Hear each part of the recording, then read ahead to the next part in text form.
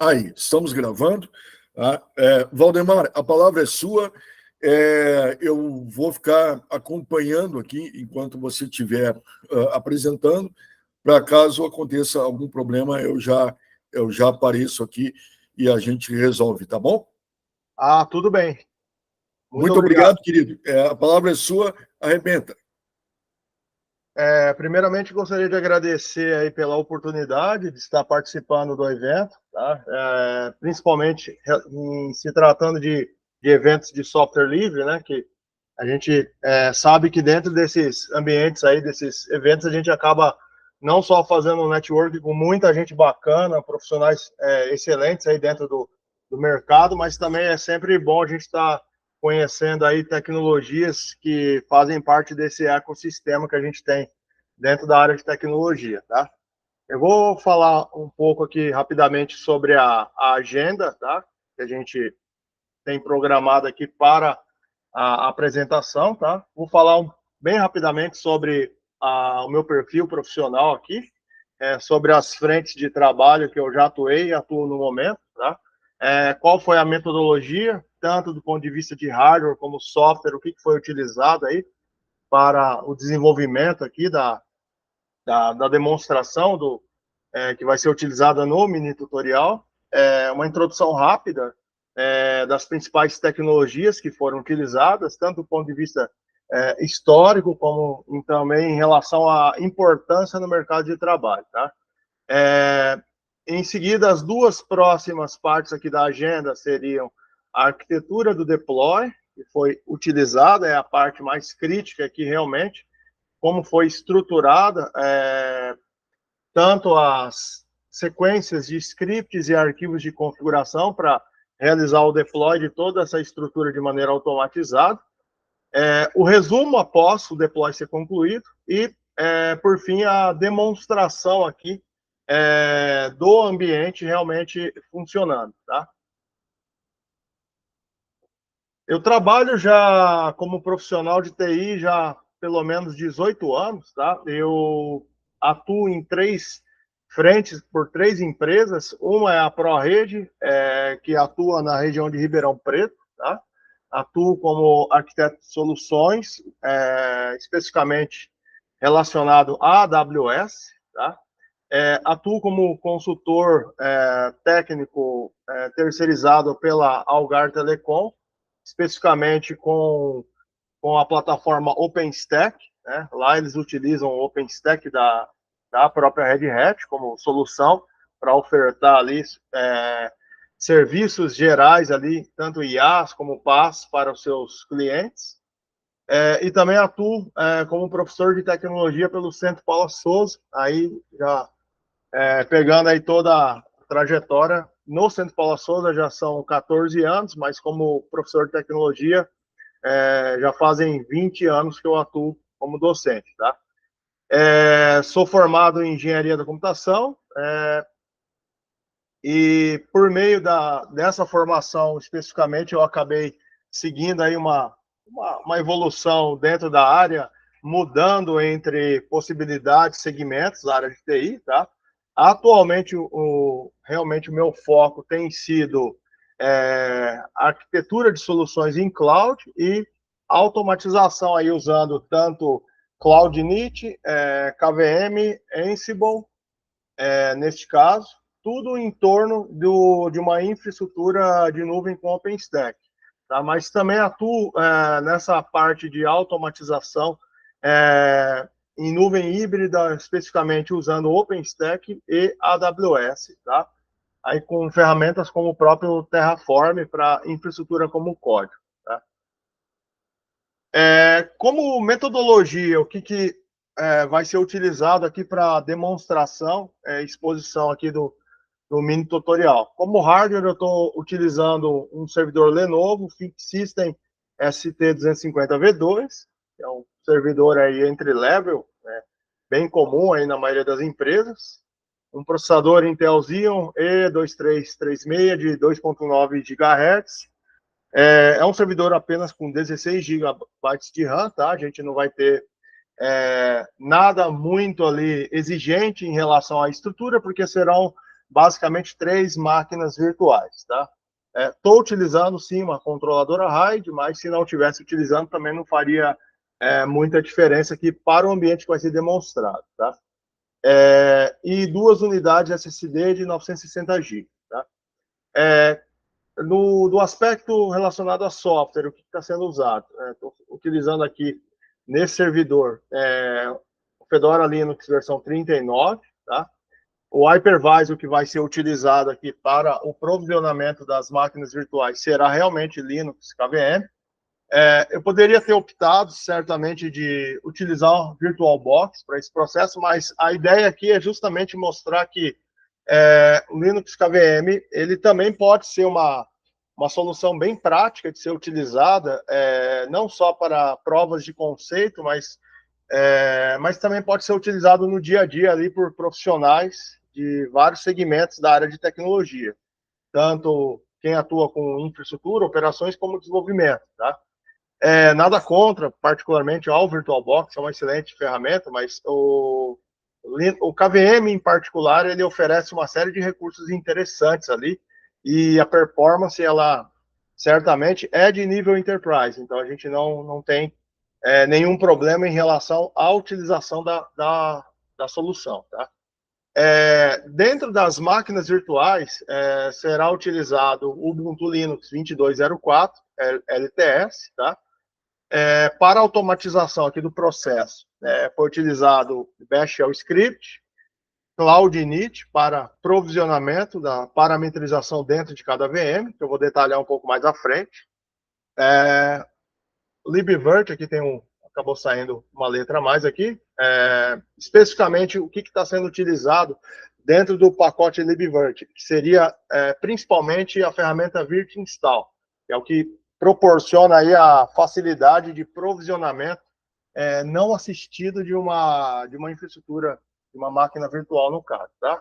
E dentro aqui também é utilizado o QEMU e IMG para fazer um processo de resize ali, em relação ao disco que está sendo utilizado, porque todo provisionamento ele já vai utilizar uma imagem que já está disponível, por exemplo, tanto a Red Hat como outras empresas, a própria Canonical, ela disponibiliza imagens que a gente denomina, são imagens prontas para utilização em instâncias, sejam elas para cloud ou até mesmo para um provisionamento on-premises. Então, a vantagem é que a gente acaba utilizando essas imagens, que já possuem, obviamente, uma instalação pronta do sistema, uma instalação normalmente minimal, no caso, e a partir desta imagem que a gente vai fazer todo o deploy, implantação, instalação de demais aplicações que vão ser executadas. E aí que entra o QEMU EMG, tá? Justamente para poder fazer o resize dessa imagem e poder ali utilizar todo o espaço do virtual disk que foi provisionado em cada VM, tá? Em relação ao cluster failover, no caso, as principais tecnologias são o Docker, que vai atuar aí como o engine, que vai possibilitar o gerenciamento e o provisionamento dos containers que vão ser executados. A gente vai fazer um teste bem simples aqui para provisionar um container executando o web server Apache, tá? Só que toda a orquestração desses nós, desses 3 nós que possuem que vão ter o Docker instalado, vai ser feito por meio do Nomad, tá? O Nomad é a solução de orquestração utilizada aqui, tá? O Cluster FS é um sistema de arquivos bastante utilizado aí, do ponto de vista de sistemas de arquivos distribuídos ou replicados ali. Então, a ideia é que essas máquinas virtuais, elas possuam um volume em comum entre elas e toda operação de leitura ou gravação nesse volume em comum, ela vai sofrer uma replicação entre os 3 nós. Então, isso certamente é bastante interessante, para o fato da gente, por exemplo, estar provisionando ali um container com Apache e ele estar disponibilizando um site, tá? Então, independente de qual nó nós tivermos ali executando esse container ele vai ter acesso a um volume comum que é replicado entre os 3 nós, entre as 3 VMs. Tá?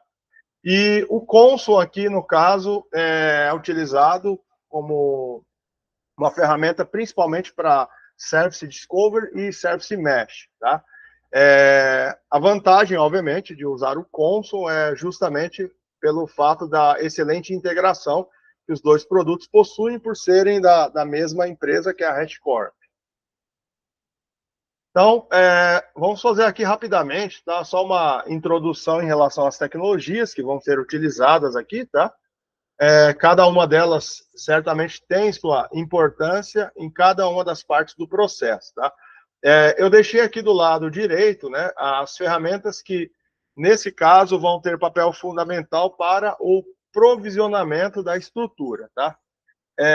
Essa estrutura, certamente, ela pode ser convertida para outras possibilidades. A gente poderia usar como um facilitador ali para um provisionamento de ambiente para prova de conceito ou home lab. A gente poderia usar o Vagrant em conjunto com o próprio Ansible para possibilitar essa situação de provisionamento não assistido ser feita também, tá? Eu usei essa abordagem aqui justamente para mostrar que muitas vezes a gente tem a possibilidade de fazer certas automações usando ferramentas como o próprio Cloud Init, que facilita muito aí, no caso, realizar algumas operações que, de repente, a gente não precisaria exigir um Ansible ser utilizado no processo, tá? Mas também é interessante a gente aprender como funciona cada uma das possibilidades ali, usando ferramentas diferentes, tá? Porque depende muito do ambiente, né, que a gente tem. Nem sempre vai ser possível ou autorizado por um cliente usar uma determinada solução, talvez por uma cultura interna de já gostar, estar acostumado a trabalhar com aquela ferramenta. Com relação ao KVM, né? O KVM, indiscutivelmente, é um dos hypervisors de melhor performance que existe no mercado quando se trata de ambientes de grande densidade. Pegando em particular, por exemplo, a própria Algar, ela provisiona ali milhares de máquinas virtuais ali dentro da sua estrutura, e essa estrutura toda ela é baseada no hypervisor KVM, tá? Então, devido ao tempo que já foi lançado e integrado ao kernel, né, foi uma tecnologia integrada ao kernel em 2007, nós já temos aí 17 anos, né, de amadurecimento do projeto. Então, certamente, é um KVM, é um hypervisor, desculpa, que ele está mais do que pronto há muito tempo para ser utilizado dentro de corporações, tá? A vantagem em si, né, do KVM é que a sua estrutura ela é mais simples, né, do que se a gente for comparar ali com soluções anteriores que também são muito boas, como o próprio Zen, tá? Que vinha com uma proposta de virtualização diferente, tá? O KVM, ele, do ponto de vista de implementação, ele é mais simples que o Zen, e ele já utiliza uma série de recursos nativos do kernel, sem precisar ficar, vamos dizer assim, reinventando a roda, tá? No caso aqui, o KVM a gente vai utilizar em conjunto com a própria solução libvirt. Basicamente, quando você tem um host que utiliza KVM como hypervisor, o libvirt ele acaba sendo a ferramenta que a gente utiliza para poder realizar todo o papel ali, pelo menos básico, de orquestração e interação com essas máquinas virtuais. Por exemplo, aqui eu vou estar utilizando o Virtual Shell, né? E o Virtual Shell ele interage diretamente com a API disponibilizada pelo daemon do libvirt, e a partir dessa interação que o libvirt ele vai fazer todo o provisionamento, ou start, o restart, o stop de uma máquina virtual, ou até mesmo, obviamente, uma alteração dessa estrutura da máquina virtual. Então, a vantagem, basicamente, de ter uma API, um serviço de API, é que esse serviço ele não fica restrito só ao hypervisor KVM, tá? A gente pode muito bem configurar um daemon especificamente do libvirt para que ele possa interagir com outros hypervisors que estão em outros hosts, tá? Inclusive, é uma característica interessante se a gente for pegar outras soluções que se baseiam, né, nessa possibilidade, o próprio OpenStack. A gente pode ter vários hosts ali ou nós de computação utilizando Vemor SX, por exemplo, para executar o workload dessas máquinas virtuais e outros compute nodes ali baseados no hypervisor KVM. E o libvirt ele dá essa possibilidade de você interagir com hypervisors diferentes e não só o KVM, tá? A própria ferramenta, o virt-install, ela vai interagir com o serviço, o libvirt, no caso, o daemon desse serviço, e toda a interação que o virt-install vai fazer é por meio dessa API desse serviço. E aí, este serviço que vai fazer todo o provisionamento básico ali dessas 3 máquinas virtuais. Outra ferramenta também que é usada aqui no processo, que fecha aí a estrutura de ferramentas usadas especificamente aqui para o provisionamento da infraestrutura, é o Cloud Init, tá?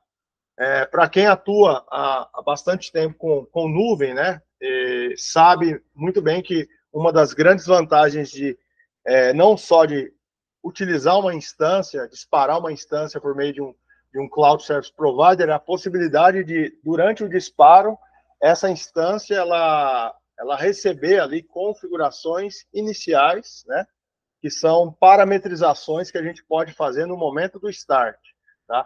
E quando se trata de parametrização de um sistema operacional vinda de uma fonte externa, o Cloud Init acaba sendo muito utilizado para essas situações. Então, essas 3 máquinas virtuais que vão utilizar uma imagem já pronta do Ubuntu 22.04, ela já tem instalado ali o serviço do Cloud Init. Então, qual é a ideia?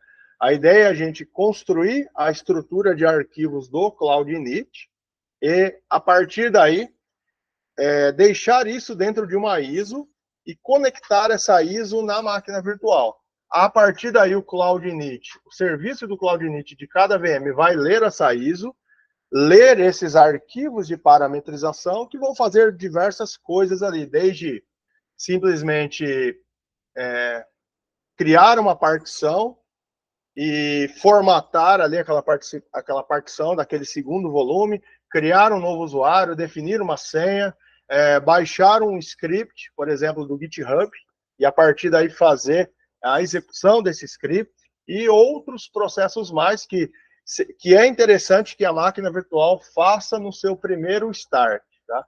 Então, a vantagem do Cloud Init é que muitas dessas tarefas que são tarefas preliminares, elas são bem simples de serem feitas, tá? Então, a ideia basicamente é usar o Cloud Init para disparar essas ações iniciais, dentre elas até mesmo a instalação de pacotes, atualização do sistema anteriormente a isso, e por aí vai. Claro que a gente pode estar fazendo isso com outros tipos de ferramentas, tá? Sem problema algum. Mas o Cloud Init ele é bem simples para esses tipos de tarefa, tá? O Gluster FS aqui já entraria mais no back-end em relação à parte de infraestrutura e armazenamento, tá? Esse serviço ele vai ser instalado nas 3 máquinas virtuais e toda a estrutura de shell script que vai ser disparada pelo Cloud Init, ela já vai fazer as configurações necessárias e o ingresso desses nós de armazenamento para que os 3 nós ou as 3 VMs já passem a ter uma infraestrutura de replicação pronta lá e disponível. E, obviamente, também já deixando um ponto de montagem e um volume montado ali para que as 3 máquinas virtuais tenham acesso a esse volume por meio desse sistema de arquivos replicado, que é o Gluster FS, tá?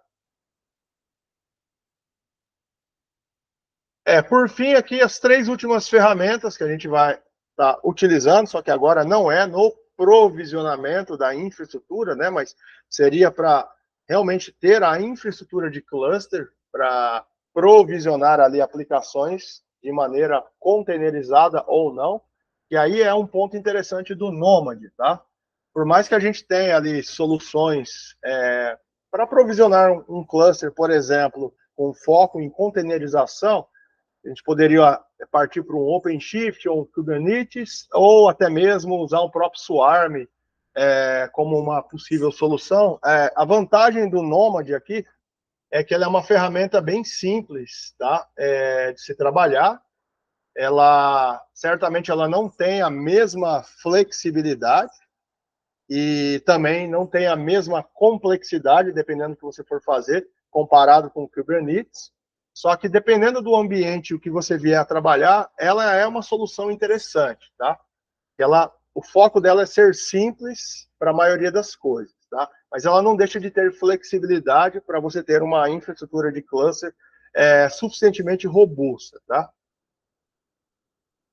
Outro ponto interessante, você não só realiza dentro dessa infraestrutura de cluster formada com o Nomad apenas o disparo de containers. É possível fazer o disparo de aplicações não containerizadas. Por exemplo, você pode ter uma aplicação Java que precisa ser disparada dentro do cluster. Você pode também especificar dessa maneira. Então, é uma ideia interessante. Claro que o mercado ele vem há bastante tempo se convergendo para a ideia de microserviços e uso de containers, mas dependendo do ambiente que você estiver trabalhando, se for uma aplicação legada que vai ser ou não convertida para uma infraestrutura modular baseada em microserviços e, consequentemente, usando containers ou não, a gente pode usar o próprio Nomad para manter essas aplicações legadas, normalmente monolíticas ali, executando dentro da estrutura também, tá? A questão do Consul, né? O Consul, assim como o Nomad, é um produto da HashiCorp bem interessante. Ambos têm uma excelente integração e o foco dele basicamente é gerenciamento de tráfego, Service Discovery. Isso é bem interessante quando você tem uma infraestrutura grande que está sempre passando por um processo de escalabilidade ali, de crescer e aumentar constantemente. Então, serviços com âmbito de Service Discovery são muito adequados para isso. E a própria questão de comunicação entre esses containers que fazem parte de uma infraestrutura proporcionada por meio de tecnologias de Service Mesh, tá? Facilita muito a vida, né? Quando a gente pensa em comunicação entre esses recursos, por exemplo, que estão em um container A, que está no host 1, e um container B, que está no host 2. Então, o Service Mesh, ele agrega muita facilidade para esse processo. E o principal foco do Consul acaba sendo o Service Mesh. É o ponto que ele entra em maior destaque aqui, quando se fala da solução. E, por fim, a própria ferramenta Docker, que certamente é praticamente impossível um profissional de tecnologia não ter ouvido falar, né?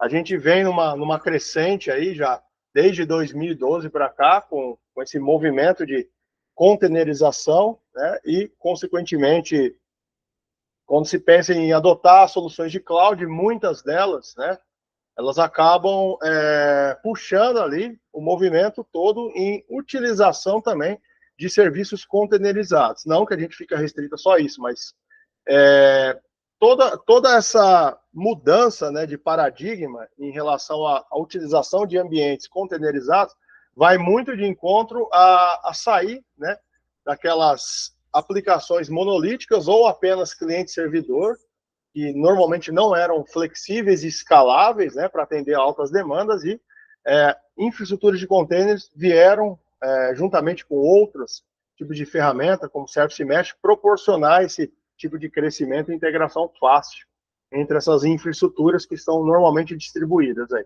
tá? A arquitetura que vai ser utilizada aqui no deploy, tá? Parte dos arquivos estão no repositório aqui do GitHub, tá? O principal arquivo é esse bash shell script, que é o deploy nomad cluster. Depois eu vou estar disponibilizando aqui para a equipe responsável aqui da Confloss o endereço, tá? Que eu vou jogar um endereço mais atualizado aqui. que tem as versões mais recentes desses arquivos, tá? Para que ele possa ser testado aí depois, tá? Esses outros arquivos aqui, ó, eles estão, por exemplo, o deploy cluster.sh, o vmdeploy, e todos esses arquivos de configuração, e também arquivo de template, que eu vou estar explicando, estão todos locais, tá? Eu vou estar fazendo commit num outro repositório e depois estar disponibilizando aqui para vocês poderem estar utilizando, tá? Todo o processo ele começa localmente com o deploy cluster.sh. O que esse script vai fazer basicamente? Ele tem definido ali uma estrutura que seria de provisionar 3 máquinas virtuais, tá? Então, ele vai ter praticamente uma estrutura de repetição, que vai permitir provisionar a primeira VM, depois a segunda, depois a terceira. Quem faz o papel de provisionar individualmente cada VM é esse segundo script, que é o vmdeploy, que vai sofrer uma chamada dele aqui dentro do deploy cluster, tá? Esse script, eu vou estar mostrando aqui alguns detalhes dele, mas basicamente o que ele faz aqui? Ele lê o arquivo de configuração, de parametrização, então na hora dele fazer o deploy da VM01, tá? Ele vai ler este arquivo de parametrização. Vou mostrar ele aqui rapidamente, só para vocês poderem ter um entendimento um pouco maior aqui.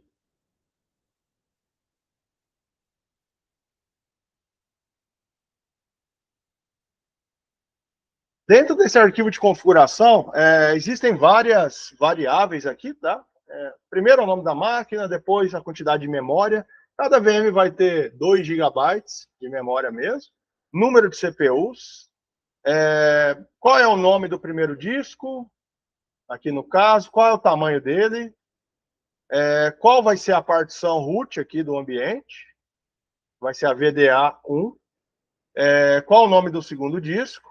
Tamanho dele, qual é o nome do device, né, que vai ser o VDB, qual é o sistema de arquivos que vai ser criado no momento que o Cloud Init disparar a formatação desse segundo dispositivo, que é o VDB, tá?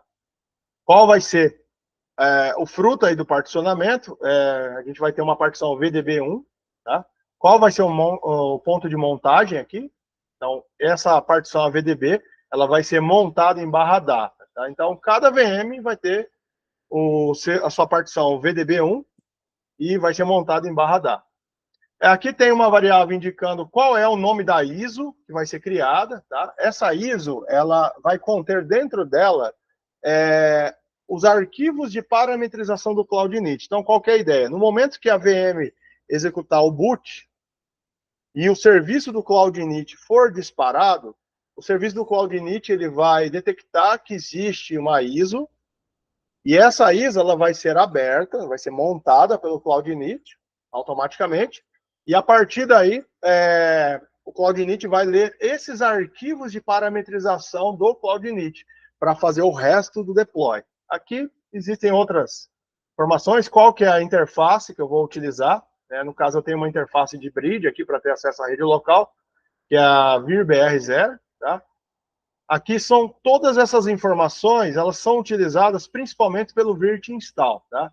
O virt install ele vai fazer a criação da máquina virtual com o hardware virtual dentro dessas especificações aqui de memória, CPU, qual é o disco, quantos discos e para qual arquivo de VDisk cada disco vai estar apontando, tá? Aqui também tem outras questões, por exemplo, como que vai ser feito o acesso nessa VM. Aqui vai ser acessado via VNC, qual é a porta de VNC, a senha para acesso ao console VNC, e a partir daqui do username para baixo, são todos parâmetros que o Cloud Init vai usar para o que ele precisa provisionar. Então, se a gente for pegar aqui, por exemplo, desde o nome da VM até aqui o número, até a senha de acesso ao console VNC da VM, todas essas variáveis elas vão ser utilizadas pelo virt install. Daqui para baixo, da variável username em diante, é o Cloud Init que vai utilizar. Tá? Aqui, qual vai ser o usuário que o Cloud Init vai criar, qual a senha desse usuário, qual vai ser o hostname que ele vai setar, o hostname e o nome de domínio para completar o FQDN, né? Qual a mensagem de SUI que vai ser exibida ali na hora que a VM estiver pronta para o login, qual vai ser o time zone, endereço IP e por aí vai, tá? E mais algumas informações aqui. Se essa VM ela vai sofrer um auto start na hora que, por exemplo, reiniciar esse servidor, o libvirt ele vai dar o start automático ou não na VM. Eu deixei como novo, tá? Aqui é uma variável específica do script, tá? VM destroy, que significa basicamente se eu disparar esse script de novo, ele vai destruir uma VM de mesmo nome prévio e recriar totalmente, tá? E aqui, por fim, tem uma variável que aponta aqui para um script, que é o deploy node cluster, que fica nesse repositório aqui do GitHub, tá? Então, todas essas variáveis, elas são utilizadas por este script aqui que vai estar sendo disponibilizado, tá? Que é o VM deploy. Desculpa.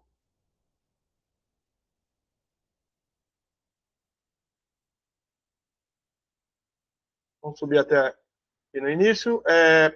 Uma coisa que é interessante, que eu vou estar mostrando aqui, é que o KVM, especificamente, permite, no momento que você cria máquina virtual, que você, por exemplo, tenha tanto a saída do display, obviamente ela vai estar disponível por um console VNC, como eu também posso fazer com que a máquina virtual ela tenha, no momento que ela for criada, um dispositivo serial que vai, por meio de uma parametrização que a gente vai fazer na hora de criar a máquina virtual, induz ao kernel Linux a direcionar a mesma saída que ele está levando para o display. Essa mesma saída também é direcionada para um dispositivo serial, tá? Qual é a vantagem disso? A vantagem é que eu consigo, por exemplo, não precisar, aqui no caso para efeitos de debug, ficar acessando o console VNC de cada VM, ou, obviamente, a partir daí, poder ver se tem algum problema durante a inicialização do ambiente. Então, eu posso acompanhar aqui com o Tail, diretamente, eu vou estar mostrando isso. Eu posso, diretamente com o Tail, verificar a mesma saída que está no console da VM, que seria um console VNC, eu consigo verificar porque o kernel Linux está praticamente fazendo o despejo dessas informações dentro desse arquivo de log, tá? A mesma coisa vai ser feita para a segunda VM, tá? Cada VM, no momento que ela for criada, ela vai fazer o direcionamento do dispositivo serial para esses arquivos aqui, tá? Esses arquivos, então, o dispositivo serial da primeira máquina virtual, toda saída que ocorrer para esse dispositivo serial vai ser direcionada pelo KVM para dentro desse arquivo. O mesmo para a VM2 e o mesmo para a VM3. Isso facilita bastante quando você está querendo analisar ali a inicialização e principalmente a inicialização do Cloud Init. Isso torna até mais prático do que a gente ter que acessar via SSH, por exemplo, cada uma das máquinas virtuais para ficar checando os logs do Cloud Init, tá? Então, essa é uma abordagem que ajuda bastante, tá? Toda a estrutura aqui, basicamente, ela se baseia em uso de arquivos de template. Então, por exemplo, o principal arquivo aqui é o cloudinit.conf.tpl, tá? Logo no start do deploy da VM, ele faz uma cópia desse arquivo de template para um arquivo cloudinit.conf, tá? E depois, cada um desses parâmetros do CloudInit são alterados aqui todos via sed. Então, por exemplo, primeira coisa que eu vou alterar lá dentro do arquivo CloudInit, que vai ser usado por cada VM, é a senha. Então, por exemplo, lá no arquivo vm01.conf que eu estava mostrando, tem uma variável chamada password. Então, basicamente, na hora que eu dou um start aqui, dou um start nesse script, eu, por meio de um echo na variável password, eu pego a saída desse password e, por meio do mk-pswd, gero um hash em SH512, e esse hash eu guardo dentro da variável hash. A partir daí, eu faço uso do sed para substituir o que tiver dentro desse arquivo cloudinit, que tiver a palavra underline, password, underline, password, underline, password, underline, hash, underline, que seria o texto que eu estou procurando, eu vou procurar por esse texto, e substituir ele pelo conteúdo da variável hash. Qual que é a ideia na prática aqui? Se eu for pegar o arquivo, por exemplo, cloudinit.conf.tpl, que está atuando como template, esse é um arquivo que eu estou utilizando como template para o Cloudinit. O que ele faz aqui? Uma série de coisas, tá? Por exemplo, eu posso usar um parâmetro change.pswd do Cloudinit e dizer se no sistema senhas irão expirar ou não, tá? Aqui eu estou dizendo também se durante um acesso via SSH, o serviço de SSH ele vai ser configurado para permitir autenticação por senha, no caso eu deixei como sim, tá? Aqui eu estou dizendo para o Cloudinit qual vai ser o hostname que o Cloudinit vai aplicar no sistema, tá? Qual é o FQDN, no caso seria o hostname mais o sufixo de domínio, tá? Aqui, por exemplo, entra a parte que é interessante, que é o Disk Setup. Aqui eu posso dizer para o Cloudinit que um determinado dispositivo ele vai ser particionado. Então, essas informações todas que estão com underline, o nome, e terminando com underline, são as palavras que eu vou substituir pelos valores que estão nas variáveis que indicam as configurações de cada VM. Então, se eu pegar aqui, por exemplo, o cloudinit.conf, do último provisionamento que eu fiz, basicamente, esse último provisionamento foi da máquina virtual chamada Node 03, tá? Então, o que ele fez aqui? Ele pegou lá aquela informação, que era underline, o nome underline, que foi o que eu adotei como padrão, e por meio do set, eu vou lá e substituo cada uma daquelas palavras-chave pelos valores equivalentes que eu preciso pôr em cada VM. Então, esse seria um arquivo de configuração do Cloudinit usado pela terceira máquina virtual, que ficou node03.prorede.local. E aqui ele também substituiu uma daquelas palavras pelo caminho do device, que é o /dev/vdb. O que eu estou dizendo especificamente aqui para o Cloudinit, tá? Que o Cloudinit ele vai particionar, ele vai praticamente executar o particionamento usando uma tabela de partições tipo MBR. Eu poderia ter utilizado o GPT aqui, sem problema algum. Aqui eu estou dizendo que o layout será 100% para uma única partição. Então, eu poderia quebrar aqui o layout, colocando, por exemplo, 50-50. Ele teria duas partições, a VDB1 e a VDB2, cada uma com 50% do disco. O overwrite aqui, basicamente, é para fazer com que, se eu estiver usando um virtual disk já existente, ele vai praticamente sobrescrever a tabela de partições aqui, refazendo todo o processo, tá? Aqui é outra seção do arquivo de configuração do Cloudinit, que é o File System Setup, onde aqui eu vou definir um label aqui para o dispositivo VDB1, que é o que foi criado nessa primeira etapa, tá? Aqui eu estou dizendo o File System, que ele vai utilizar durante a formatação do volume, tá? Aqui eu estou dizendo qual é o volume que eu vou formatar, e se já existir um File System, ele vai atuar com a sobrescrita dele, tá? E por fim, eu informo aqui para o Cloudinit, o arquivo de configuração do Cloudinit, que dentro do diretório /data vai ser montado o dispositivo VDB1. E automaticamente essa informação ela já é inserida, né, no fstab, né, automaticamente. Aqui já seria a seção users, tá? Onde eu vou dizer que eu vou criar um usuário chamado ProRede, vou inserir ele dentro do grupo well, que nesse caso aqui para o Ubuntu, eu posso simplesmente, devido às configurações do arquivo sudoers, eu posso, nesse caso, fazer um sudo-su ali, sem precisar especificar a senha, porque as configurações do arquivo sudoers estão dizendo se o usuário estiver dentro desse grupo, a operação de sudo, especificamente com o comando su, não vai exigir senha, tá? Outro ponto aqui que é importante, a senha, né? O hash da senha que vai ser utilizado na hora de criar o usuário, tá? Esse hash foi gerado lá pelo script, e no momento que o script foi executado, o VM deploy, ele usou o mkpswd para gerar o hash, tá?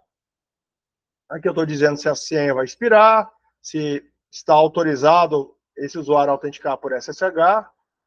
E aqui também eu continuo as sessões do arquivo de cloudinit.com, que é questão do fuso horário, que vai ter no ambiente. E aqui uma coisa que é bem interessante, dentro do CloudInit eu tenho um parâmetro que é o write files, que eu consigo dinamicamente, né, gerar arquivos dentro daquela minha instância ou daquela minha VM. Então, aqui eu vou estar gerando um arquivo chamado getRunScript.sh, que terá o seguinte conteúdo a seguir. Aí, esse conteúdo é um mini shell script, que ele vai fazer o quê? Um wget no script deploy nomad cluster, que está no repositório do GitHub, e jogar esse arquivo aqui dentro do diretório /run/script, com o nome de run.sh. Inclusive, é um diretório usado pelo próprio CloudInit. Permissão de execução do script, e por fim eu disparo a execução desse script. O que esse script basicamente vai fazer aqui? Ele vai, por meio dele, fazer uma chamada ao arquivo deploy nomad cluster, que é o que faz o principal papel aqui de deploy da estrutura. Mas veja que o CloudInit ele já fez uma série de coisas, de parametrizações preliminares na VM, até chegar ao ponto da VM poder disparar esse script, que é o de deploy do cluster com Nomad, tá? Aqui também existe um outro arquivo que vai ser criado dinamicamente pelo CloudInit, com o nome de cluster volume create, e ele vai ter basicamente esse conteúdo aqui. Que eu estou dizendo aqui que eu vou criar, né, um volume no cluster FS com o nome de Nomad volume. Ele vai ser um volume que terá réplica de 3 nós, e toda a conectividade TCP entre esses 3 nós vai ocorrer utilizando esses endereços IPs. Então, no momento que o volume for criado, o serviço de cluster das três VMs vai criar uma estrutura de volume replicado envolvendo os hosts final 11, final 12 e final 13.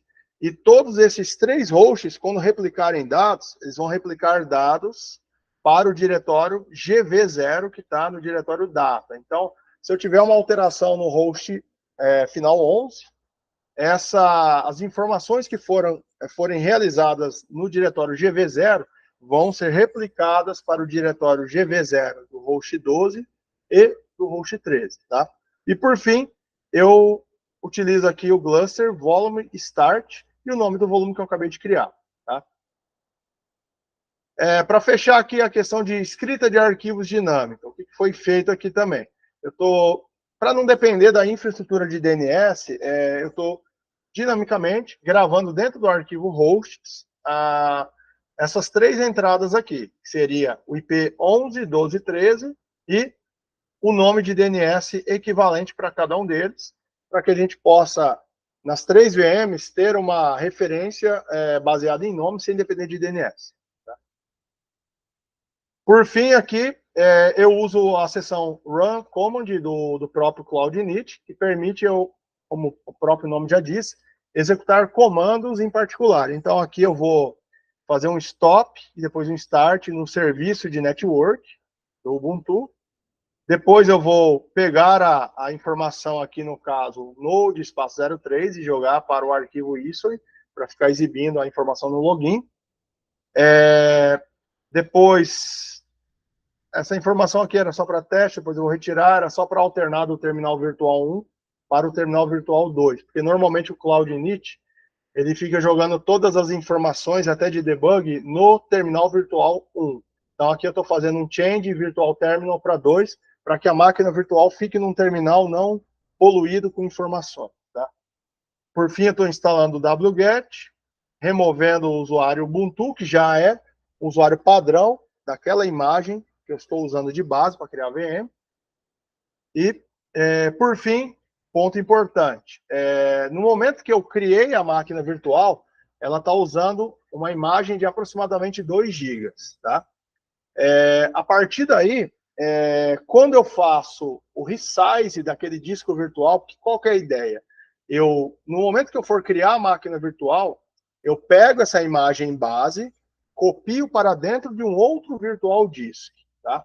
E aí esse virtual disk, ele vai ter exatamente os 2 GB. Só que aí eu faço um resize desse virtual disk de 2 GB, eu vou fazer ele ir para 5 GB, por exemplo, tá? Só que a partir daí eu preciso fazer também o resize do sistema de arquivos, porque o virtual disk está com 5 GB, mas o file system que está dentro desse virtual disk tem só os 2 GB. Então essa etapa final ela é importante, tá? Ela é importante porque nesse caso a gente precisa fazer o resize para aproveitar o novo volume obtido no resize, tá? E por fim, eu executo aqui o script get run script, que é esse script aqui, ó. A gente gravou ele dinamicamente no momento que o CloudInit estava nessa etapa, tá? Então esse script basicamente está servindo apenas para fazer uma chamada a um outro script que foi feito o download, que vai ser feito o download, que é o que inicia todo o deploy do Nomad aqui e da infraestrutura restante, tá?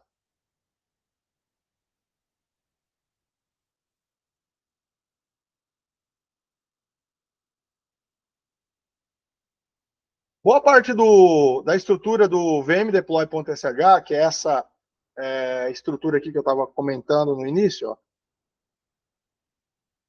que faz o deploy de cada VM, boa parte da estrutura ela é baseada na operação de sed para substituir as palavras-chave por valores para poder construir ali, né, no caso, o arquivo cloudinit.conf. Porque esse script, além de usar os arquivos de configuração individual para parametrização e definição das VMs que vão ser provisionadas, ele também utiliza esse arquivo de template, que depois ele precisa ser substituído as palavras-chave por valores, para que no fim esse arquivo de configuração aqui, ele seja inserido dentro de uma ISO.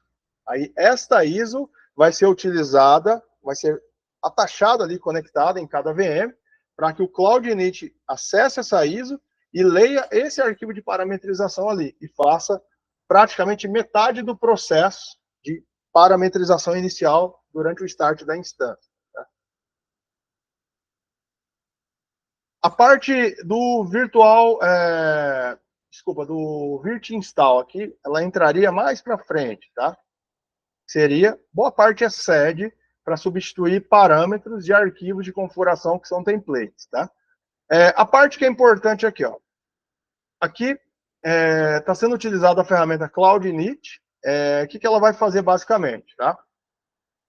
Ela vai usar como arquivo de origem o cloudinit.conf, que foi o arquivo gerado, né, por meio do template, e depois esse arquivo final, todas as palavras-chave foram substituídas pelos devidos valores. Então, a ferramenta aqui, CloudInit, ela vai, a partir desse ponto, né, utilizar essas informações para gerar a estrutura necessária para que esse próximo script seja executado.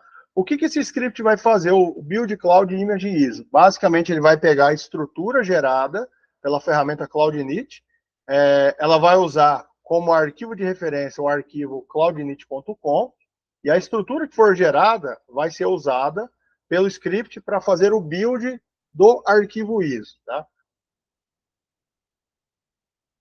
O build do arquivo ISO ele usa basicamente a ferramenta Cloud Local DS, tá? Ela vai gerar um arquivo final, um arquivo ISO, e o que eu vou usar aqui basicamente, tá? Eu vou usar o arquivo Network Config, que eu não mostrei aqui, que é um arquivo que eu estou usando para ser utilizado dentro da instância lá da máquina virtual do Ubuntu, para fazer a parametrização básica de rede, como endereçamento IP, gateway, DNS e por aí vai, tá?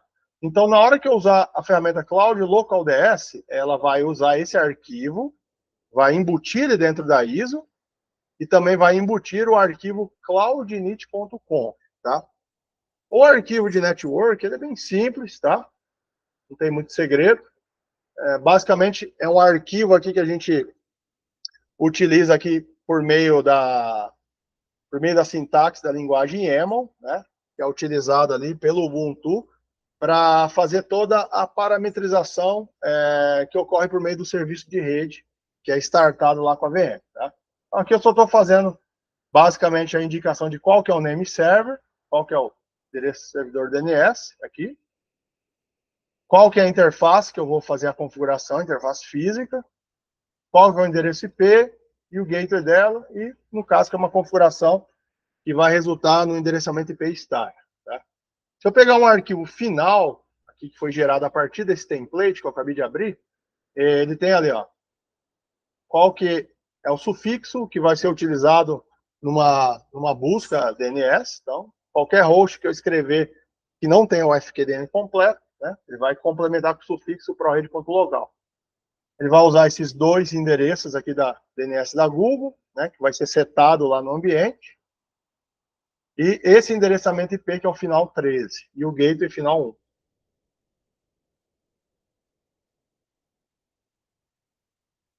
Depois que a ISO for construída, aí vem a etapa de fazer o resize, de fazer a cópia do disco master. O que eu vou fazer? Eu vou copiar, né? Eu vou copiar um disco que eu uso como master, que é uma imagem que eu fiz o download diretamente no site da Canonical, por exemplo.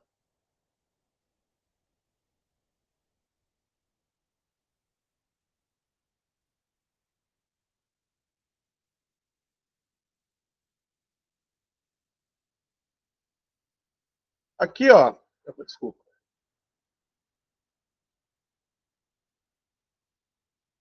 Aqui no diretório images, eu tenho as ISOs que foram geradas aqui para uso do Cloud Init, tá? Então, para cada VM, ele criou uma ISO, e dentro de cada ISO tem o arquivo de network, que é usado ali pelo Ubuntu para parametrização, e também o arquivo cloudinit.conf faz todas aquelas operações que eu já expliquei lá, desde criação de usuário, definição de senha, geração dinâmica de arquivos de script dentro de diretórios selecionados, o disparo desses scripts e por aí vai. Tudo isso faz parte de uma parametrização preliminar para deixar a VM numa situação mínima ali, tá? E aqui eu tenho, por exemplo, dois arquivos, tá? De imagem. O que eu estou usando aqui para o ambiente é um arquivo que foi baixado ali da versão 22.04. Então, por exemplo, aqui eu usar o QEMU Image Info, especificamente para esse arquivo, ó, ele vai mostrar aqui que é um arquivo que está no formato Kickout2, tá? Que é bastante utilizado aí em vdisks aí, em deploys de instâncias em nuvem. E aqui está mostrando, obviamente, qual que é o tamanho máximo desse virtual disk e qual que é o tamanho que ele está ocupando no momento. Então, qual que é a ideia? Fazer um resize, né, dessa imagem, não dessa, mas da cópia dela, para que ela passe a não ter 2.2 GB, mas ter 5 GB, por exemplo. Tá?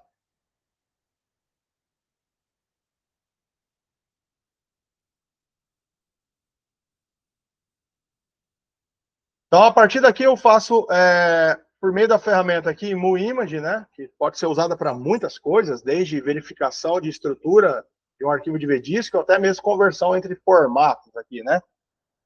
Aqui, eu acabei fazendo de uma maneira diferente, eu poderia não ter feito a conversão, tá? Mas eu acabei colocando essa etapa aqui, apenas como diferencial.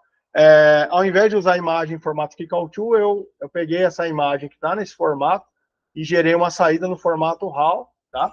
Vantagem de usar uma imagem no formato RAW, nesse caso, é que você pode utilizar ela para outras conversões, para outros ambientes. Se você tiver um problema de conversão, por exemplo, de um formato Kickout2 para um VMDK, ou um VDI, não importa qual formato, normalmente acaba sendo uma estratégia legal também. Você converter para um formato RAW, e depois do formato RAW de origem, converter para o formato de destino interessante aqui. Aqui eu estou fazendo uma conversão do disco, que é a origem, disco master, e a cópia, o resultado da conversão vai para esse primeiro disco, tá? Que é o disco 1, VDisk 1, que vai ser usado por essa primeira, que vai ser usado por essa máquina virtual aqui, tá? Depois, basicamente, eu uso o QEMU Image Info, pego ali qual é o virtual size dele, que é 2.2 GB, armazeno aqui na variável como world size, e a partir daí, com o parâmetro resize, também da ferramenta aqui, Image, eu faço um resize desse disco, que é uma cópia do disco master aqui, e faço uma conversão. Por que eu peguei o old size aqui? Apenas para exibir aqui para o usuário, né, no caso, que eu estou fazendo um redimensionamento de um tamanho de 2.2 para o novo tamanho aqui, que seria 5 GB, tá? Por fim, eu crio um segundo disco, que é esse que vai ser usado pelo Gluster para um volume replicado. Estou usando o Keymove Create aqui, estou criando também um disco no formato RAW, tá? Criando um segundo disco. E aí, a partir daí, eu uso a ferramenta Virt Install. A ferramenta Virt Install ela tem uma série de parâmetros interessantes, tá? A primeira coisa aqui é a quantidade de memória e CPUs, tá? Aqui eu estou usando o parâmetro CPU host, que permite levar a máquina virtual a enxergar ali praticamente todas as flags da CPU física, também enxergar na CPU virtual, ou eu posso simplesmente entregar uma CPU ali com uma característica, flags diferentes ali do que eu tenho no host físico. Tá? Aqui eu estou fazendo os apontamentos para o primeiro e segundo disco, que vão ser conectados no momento que a máquina virtual for criada. Tá? Aqui eu estou fazendo o apontamento aqui para a ISO. Essa ISO é a ISO que eu criei ali com os arquivos do Cloud Init. Tá? Por fim, eu estou dizendo que eu vou ter uma interface de rede, usando o subsistema VirtIO, né, que aí eu posso usar um driver para virtualizado e a minha VM tem uma performance melhor para se comunicar com a própria interface de rede física. Aqui a questão do display. Eu estou dizendo aqui que eu vou ter um display que, no caso, vai ser baseado em VNC, vai usar uma determinada porta e vai ter uma senha.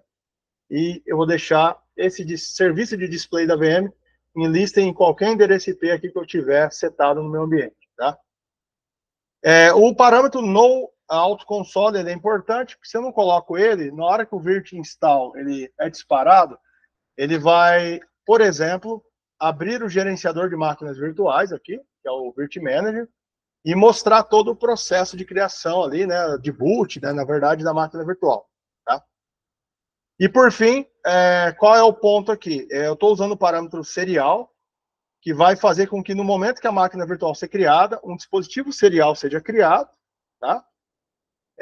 E toda a saída que esse dispositivo serial receber vai ser jogada para esses arquivos aqui, ó, console-vm01, 02, 03, tá? A partir daí, a vantagem, né, é que eu consigo gerar toda o meu output de display, eu consigo jogar também para um dispositivo serial, justamente para poder debugar a inicialização sem precisar conectar no terminal VNC, um console VNC de cada VM. Tá?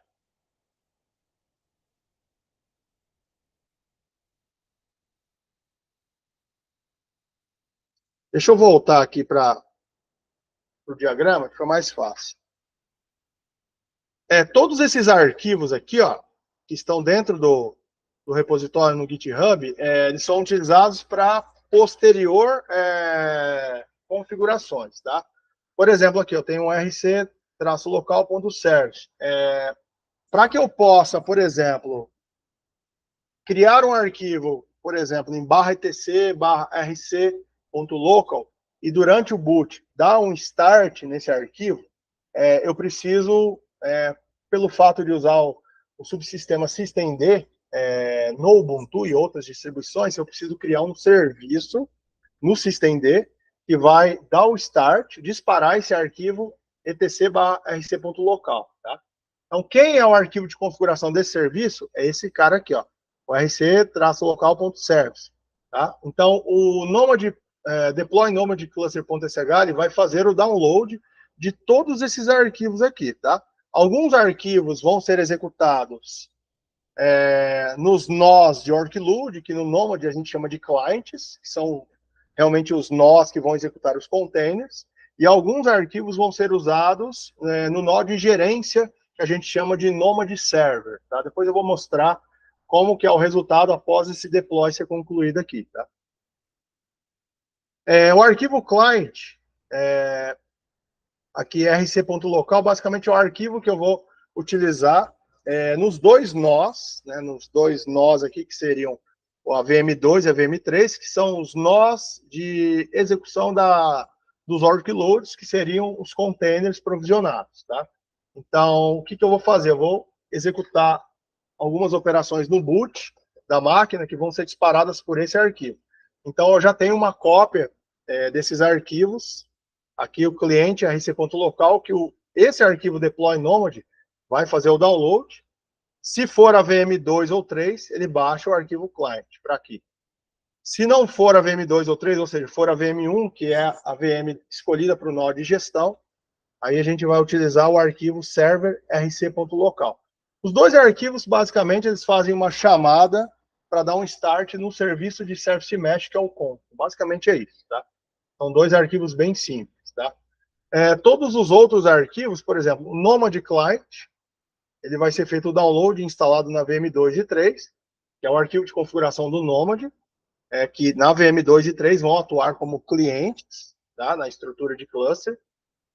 O Console Client, que é o arquivo de configuração para o serviço de Service Mesh, que vai ser executado, nesse caso aqui, nas 3 VMs.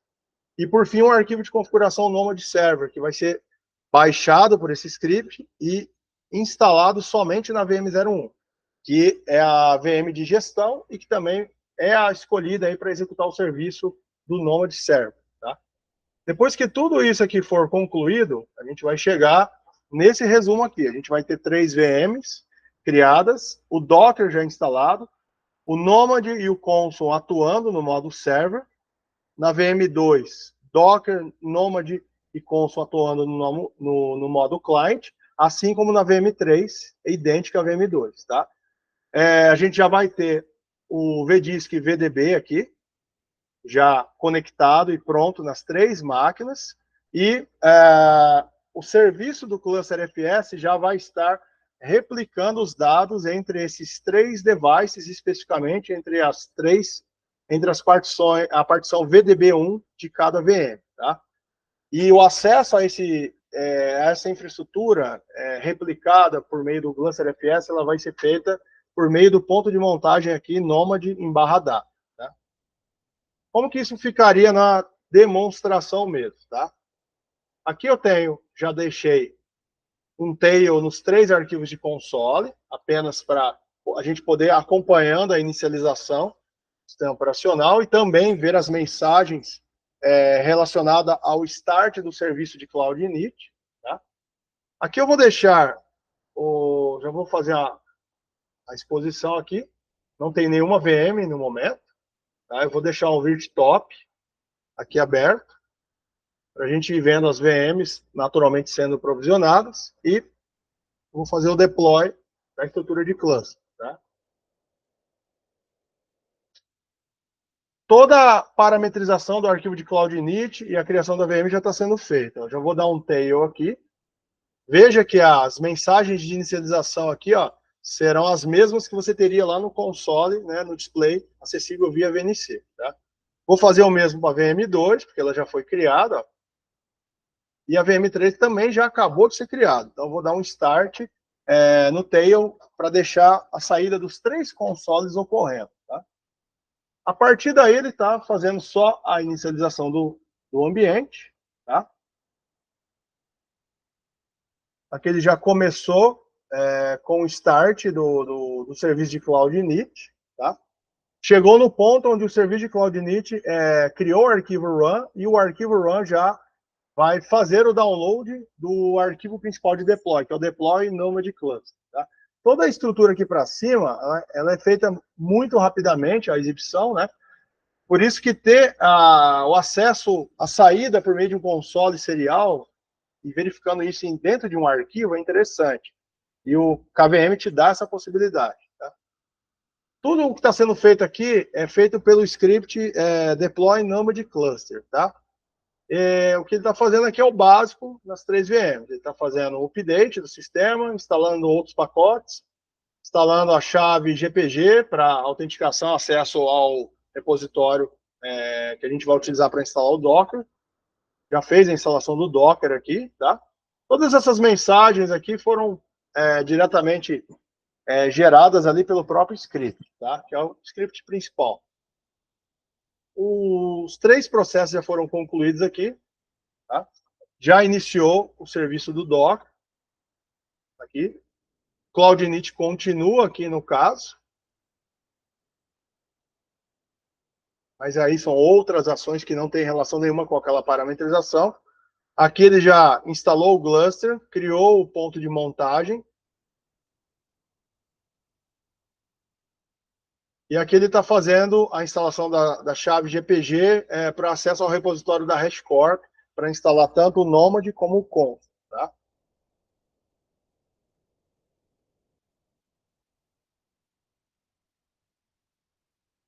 Dentro do próprio script, ele fica aguardando todos os hosts estarem com o serviço do cluster ativo para realmente poder fazer o processo de criação do volume replicado e já iniciar a replicação entre os 3 nós. Tá? Eu vou estar mostrando isso rapidamente ali no script. Tá? Aqui ele só fez um download de uma imagem que vai ser usada depois. Tá? Ó, o serviço do Nomad também já está sendo iniciado. E ele também já está utilizando os arquivos de configuração corretos ali. Tá?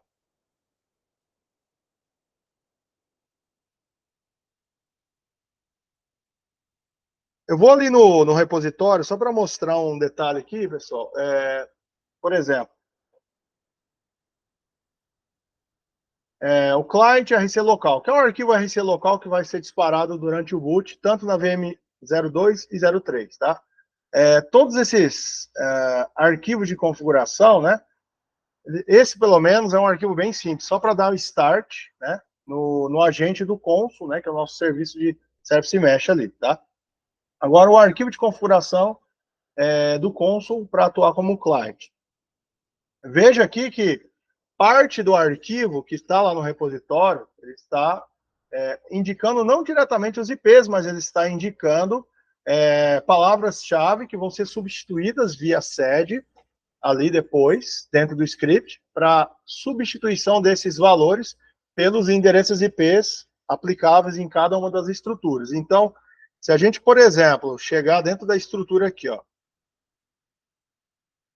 tem duas páginas. Se eu vir dentro da estrutura vm01.conf,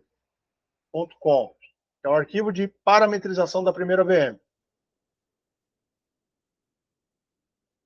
e alterar o endereço IP aqui, por exemplo, tanto no arquivo da VM1, na 2, na 3, como toda a estrutura ela está se baseando no uso extensivo dessas variáveis, tá?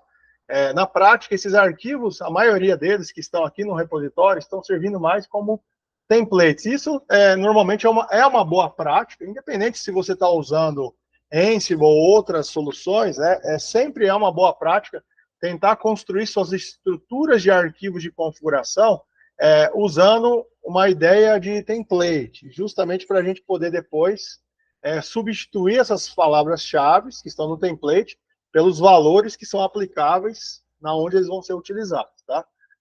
Aqui, por exemplo, o deploy Nomad cluster, tá? Ele está fazendo basicamente aqui, além do update do sistema, a instalação de outros pacotes aqui, a instalação aqui da chave GPG e, obviamente, também a configuração aqui do docker.list aqui, para a gente poder ter acesso ao repositório de instalação, para instalar os pacotes Docker, atualização aqui do download, né, da versão atualizada desses databases, desses repositórios, e por aí a instalação do Docker, ativação dele durante o boot, e também no momento, a instalação dos pacotes do Gluster FS, a criação do diretório de ponto de montagem aqui para o Gluster, que é o GV0, deixa eu voltar aqui.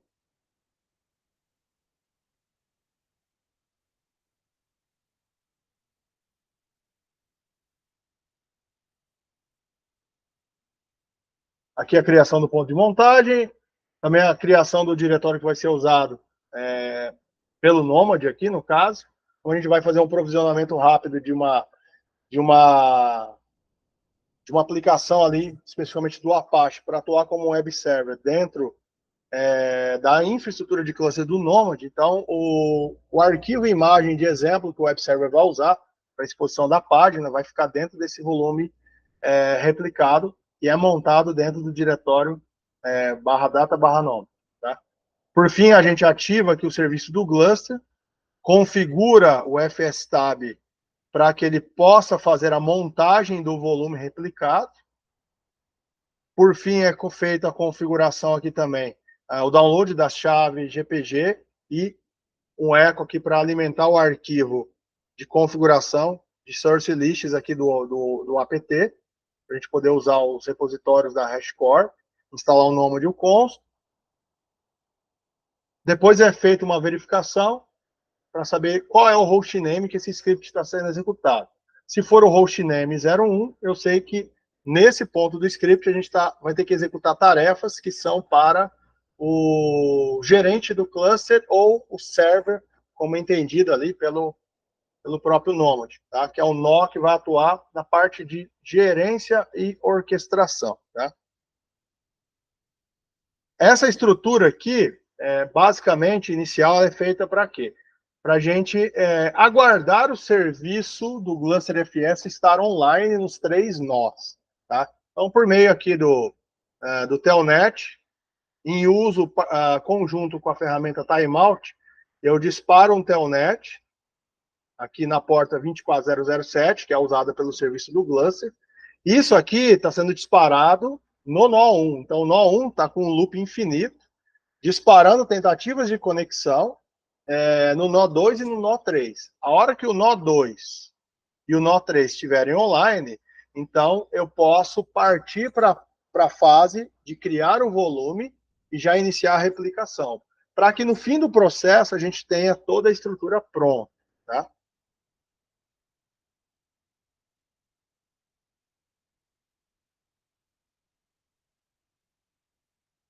Aqui a gente tem outras partes relacionadas ao próprio volume Gluster, tá? Desculpa, relacionada ao Nomad. Tá? A gente principalmente tem o download aqui são 2 linhas que não tem relevância diretamente, mas eu estou fazendo o download de uma imagem de um arquivo HTML para ser usado no exemplo da web page, né, que vai ser exibida ali dentro do container que vai ser provisionado no Nomad. Tá? Aqui, basicamente, eu estou fazendo o download daqueles arquivos de template, tá? Tanto para o Nomad como para o Consul. São arquivos que estão naquele repositório, são arquivos de configuração ali, que a gente vai precisar para o provisionamento desse serviço. Depois que é feito o download, novamente o sed, para substituir as palavras-chave pelos valores contidos em variáveis, tanto aqui no arquivo server.hcl, no diretório nomad.d, para o serviço Nomad, e a mesma coisa aqui para o serviço do Consul, né, que está atuando como Consul Server. Tá?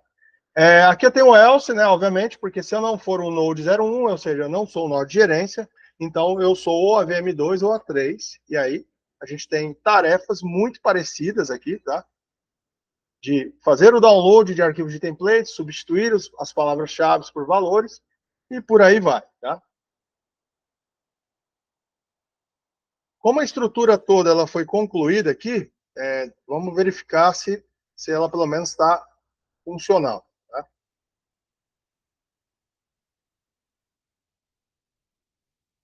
Opa, pus a janela errada.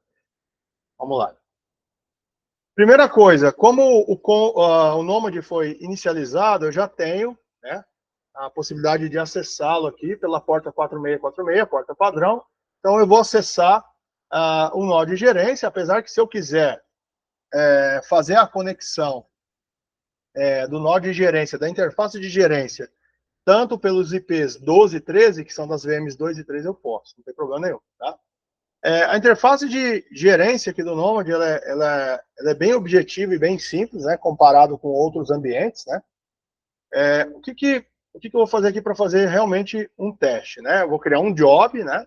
Praticamente se eu for pegar ali, em comparação com outras soluções de orquestração, por exemplo, no caso do Docker Swarm, que seria, eu vou disparar uma stack.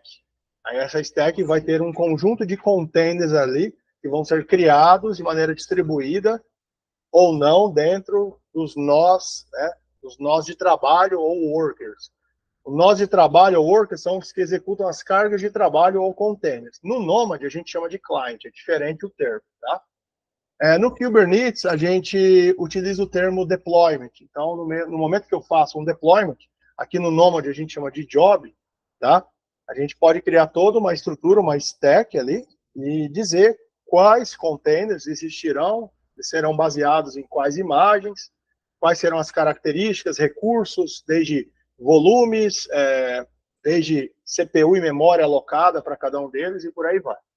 Aqui, na estrutura do cluster, eu já consigo verificar que eu tenho como servidor aqui, o nó de gestão, é o Node 01 mesmo, que é o final 11.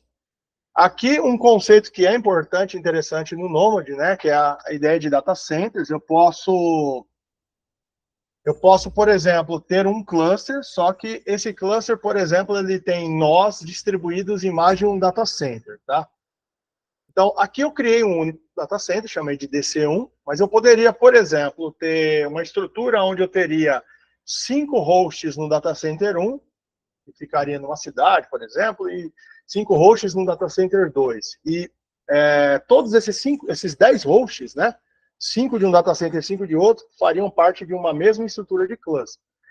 A especificação aqui do data center ela é legal porque eu posso definir no meu job ou no meu deployment, no meu disparo da minha stack também, dependendo por questões de latência, eu posso definir aonde que esses nós vão ter preferência para serem executados, se é nos nós de workload do data center 1 ou 2, tá? Aqui eu tenho os clients, tá? Seriam as VMs 2 e 3, estão ativas. E aqui eu vou fazer já a criação de um novo job. Eu já tenho um arquivo pronto, tá? E não é um arquivo tão complexo, só para fazer uma demonstração, tá? Esses arquivos, tanto de configuração como esse do job, né, eles são escritos usando uma linguagem que a HashiCorp definiu, que é chamada de HCL, tá? Aqui eu estou dizendo qual é o nome do job, né? Dei o nome de web server, em qual data center vai ser executado. Como eu só tenho um, eu poderia remover essa informação aqui, tá? Mas eu poderia também especificar, se eu tivesse mais de um data center, qual é o data center alvo para a execução do job, tá? Esse job é um job do tipo serviço, basicamente eu vou ter ali uma infraestrutura que ela vai atuar em segundo plano ali, e dentro desse serviço a gente vai ter um ou mais containers, tá? Aqui dentro do job eu estou criando um grupo, né, eu chamei de web server, e esse grupo, né, como o próprio nome diz, ele vai agrupar 2 containers, por isso que eu estou com count 2. Então, no momento que esse job for disparado, esse grupo ele vai, por padrão, já criar 2 containers, tá? Eles serão criados de maneira distribuída dentro dos nós ali, e também dentro das capacidades que forem possíveis aí de acordo com o que o nó de gestão, que é o Nomad Server, gerar ali em relação ao que ele coleta constantemente no cluster, tá? Você pode ter estruturas onde um nó, por exemplo, está congestionado, tá? Seja em quantidade de memória ou CPU consumida, e é papel, né, do orquestrador, né, especificamente do Nomad Server, desse nó, está verificando a saúde desses outros nós para fazer a melhor distribuição das tarefas, tá? Dentro desse grupo eu vou disparar uma única task, poderia ter mais de uma, tá? Chamei essa task de Apache, e aqui que vem um ponto legal, tá? Eu estou dizendo que nessa task ela vai usar o driver Docker, que basicamente vai fazer o quê? Que o serviço Docker Engine seja contatado nesses 3 hosts, no caso nesses 2, né? Que é a VM2 e 3, e por meio desse serviço Docker Engine, é o Docker que vai efetivamente criar os containers dentro da estrutura, tá? O Nomad está fazendo um papel de mais alto nível aqui de orquestrador, passando as tarefas, em particular de criação do container, o pull, né, o download da imagem, diretamente para o Docker, tá? Aqui eu estou dizendo qual é a configuração na minha task, ou seja, qual da configuração, o que eu estou dizendo? Qual que é a imagem que eu vou usar? A imagem HTTPD, que é a imagem do Apache. Aqui eu estou criando um port map, onde eu dei um apelido chamei de HTTP a porta 80, justamente porque eu vou usar esse Mort Map lá para baixo. Tá? Aqui eu estou fazendo a montagem de um volume. Tá? O volume que eu estou montando, ele chama Web Server Vol. Então, se eu vir aqui na parte final, ó, o volume Web Server Vol, ele basicamente é um volume que está utilizando como origem um volume que eu chamo de Data Vol. Onde que está esse volume especificamente? Tá? Esse volume Data Vol, se eu acessar, por exemplo, a máquina virtual 2 aqui, ó,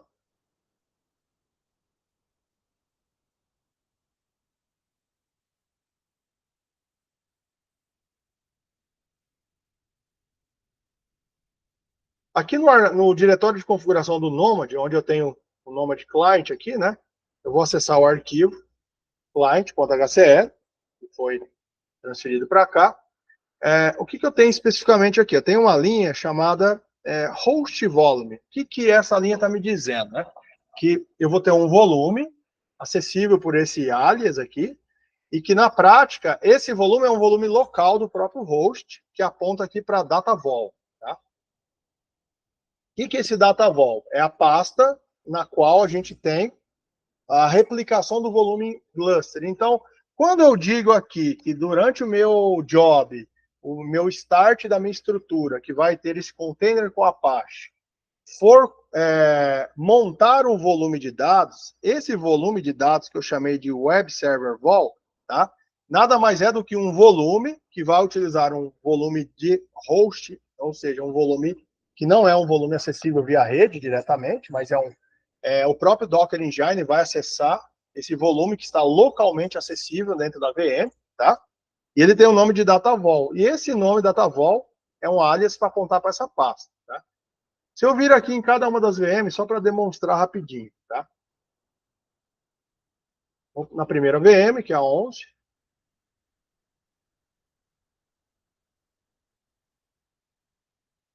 Eu vou aqui no diretório Data, Nomad, DataVol. Já vão ter dois arquivos ali, o index e o logo, né? Vou acessar também aqui. Opa. E vou acessar a terceira também. Só para a gente fazer a prova de conceito aqui da questão da replicação. Tá?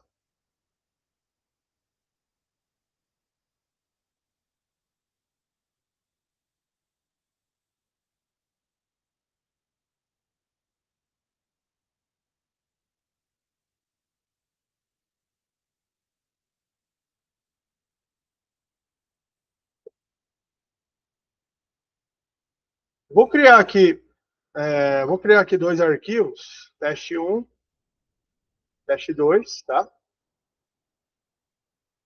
Esses arquivos, obviamente, eles já vão ter que estar aqui também, devido à infraestrutura de replicação do cluster, tá? Então, o fato de dizer aqui na minha stack, basicamente, do ponto de vista técnico, o Nomad Client, ele vai acessar um volume local, tá? E esse volume local, no seu back-end, ele tem um cluster, né? Para o Nomad e também para o container que vai ser executado em Docker, ele nem sabe especificamente que é um volume replicado. Ele sabe que é um volume local acessível em cada um desses nós aqui que compõem o cluster. Tá? Então, essa configuração que foi feita no arquivo de configuração do Nomad Client, ela é fundamental para permitir que, no momento que eu falar que determinado volume local for utilizado, eu tenho que, nesse arquivo de configuração, dizer qual é o diretório que tem o meu volume de interesse. Tá? Aí, obviamente, eu tenho que falar, né, que é esse diretório que é o que está sendo utilizado pelo Cluster. Então, não faz muito sentido usar um diretório somente local, mas e sim um local que tem replicação entre os nós. Tá? Aqui, depois que é feita a montagem do volume local, a montagem ela é feita basicamente informando qual é o volume, que na prática aqui é um volume local, e dentro do container, esse volume local vai ser mapeado lá dentro do container, no diretório USR local Apache 2 htdocs, que nesta instalação aqui do Ubuntu e nessa versão do Apache, é o diretório padrão que o Apache utiliza ali como diretório raiz ali para busca ali das informações ali das páginas e outros recursos como imagens e tudo que tiver na raiz ali do Apache, tá? Aqui, por fim, eu consigo especificar também do ponto de vista de recurso qual é a limitação. Por exemplo, eu limitei a 10 megabits o tráfego, tá? De entrada e saída, que vai ocorrer diretamente nesse job, nessa stack, que vai ter o Apache. E aqui eu estou fazendo um redirecionamento de porta. Aqui eu estou dizendo que a minha porta externa 8000, toda requisição que chegar em um desses nós na porta 8000 vai ser redirecionada para a porta 80, está sendo utilizada ali pelo processo da Apache, tá? Aqui tem algumas informações que são interessantes também no momento da abertura do lançamento do job, né, que é um health check, onde eu posso fazer verificações aqui, ó, a cada 10 segundos e considerar um tempo máximo de espera de 2 segundos, onde o próprio Nomad ele vai fazendo requisições HTTP diretamente na raiz ali do web server para saber se o serviço ele está ou não ativo, o que permite ali a gente tomar alguma ação, como um restart ali do próprio container, né? É uma forma de monitorar e, ao mesmo tempo, agir em relação à indisponibilidade, tá? Eu vou pegar esse arquivo aqui inteiro, tá? Vou direcionar ali para a definição ali do job, que vai ser disparado.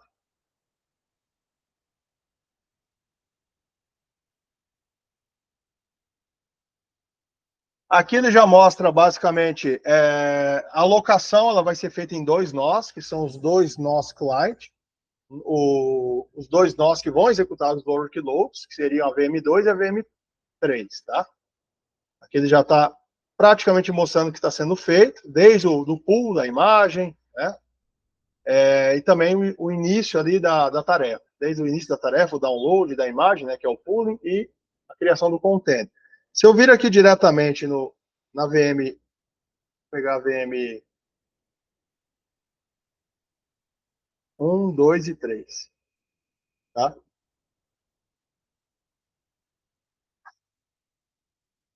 Primeiro que a tarefa foi concluída, então eu posso vir aqui diretamente na topologia, eu já consigo ver que eu tenho no nó 3 e 2, né, eu tenho um container, né, já sendo executado. Eu sei disso justamente porque aqui eu já tenho informações sobre o consumo de memória e CPU devido ao disparo desse job, né, e esse job já fez ali basicamente a criação do container nos dois nós, tá? Eu vou nos 3 aqui só para exemplificar. Do ponto de vista de imagem, aqui eu não tenho nada. Esse é o nó de gestão. Do ponto de vista de containers, também não tenho nada. Mas aqui eu tenho que ter, porque são os 2 nós, né? Os 2 nós que executam os workloads do cluster, o 2 e o 3. Então aqui eu tenho a imagem, que foi feito o pooling.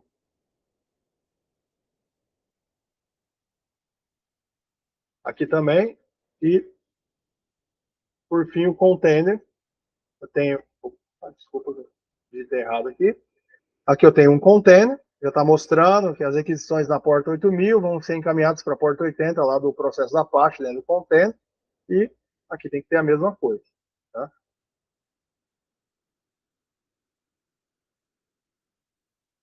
Vamos testar para ver se está ok. Eu posso vir aqui no primeiro,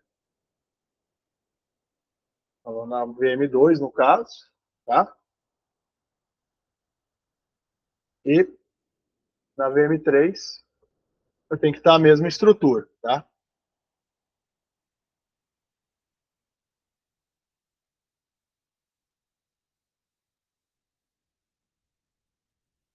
Da mesma forma que é rápido aqui, né? Fazer o deploy, a estrutura rapidamente, é simples no Nomad, tá? É muito fácil também destruir tudo. Tá? Vou pegar aqui as VMs 2 e 3.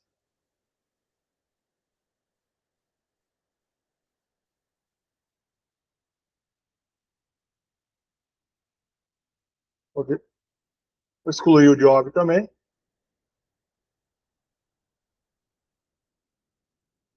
As imagens continuam aqui. Eu poderia até configurar o job para fazer a exclusão da imagem, mas não faz muito sentido dependendo do ambiente, né? Toda vez que a gente interromper um job, a gente excluir determinadas imagens aí, porque isso não otimiza o processo de disparar disparar novos containers e não precisar fazer o download da imagem novamente. Mas pelo menos aqui, né, a estrutura tá ok. Tá? Toda a interação com o serviço do Docker Engine ela é feita bem rapidamente. A estrutura do Nomad também de configuração, ela em geral, ela é mais simples se você tiver outros ambientes como o próprio OpenShift e o Kubernetes, que é base ali, né, para o próprio OpenShift. Claro que são soluções que têm flexibilidade, maturidade e um conjunto enorme de recursos bem diferente, mas o bacana do Nomad é que tanto para infraestruturas mais simples, até mesmo infraestruturas complexas, é uma solução que atende muito bem. E o que eu também acho bacana é que a simplicidade da ferramenta ela se mantém até hoje, tá? Mesmo com a inserção de novos recursos. Tá?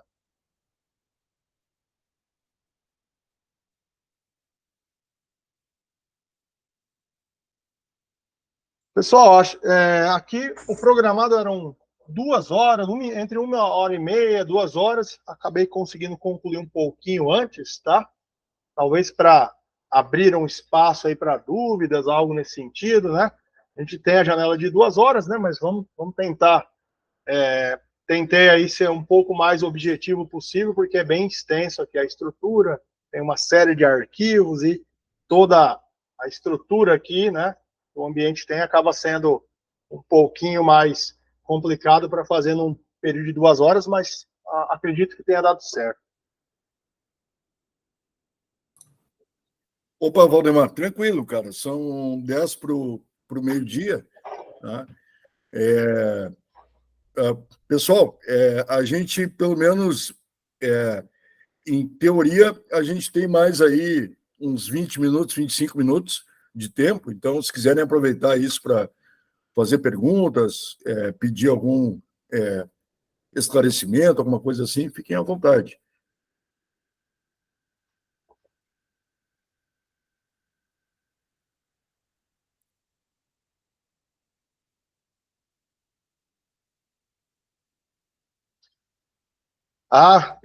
Com certeza, assim, tem bastante conteúdo, mas eu agradeço aí vocês pelo tempo também, né?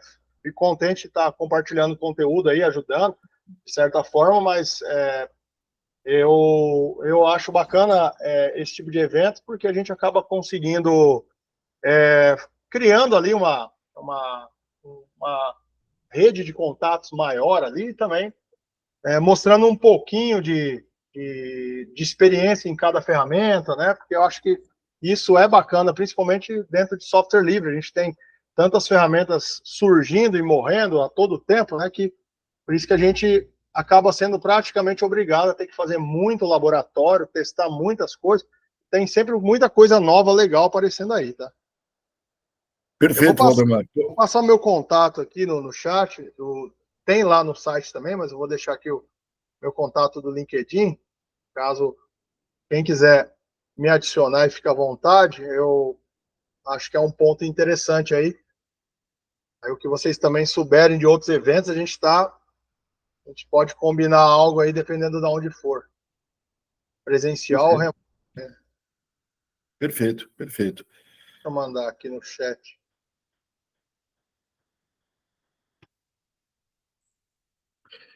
Eu vou já encerrar a gravação. Tá? Pessoal, lembrando, tá? Todas as atividades estarão eventualmente disponíveis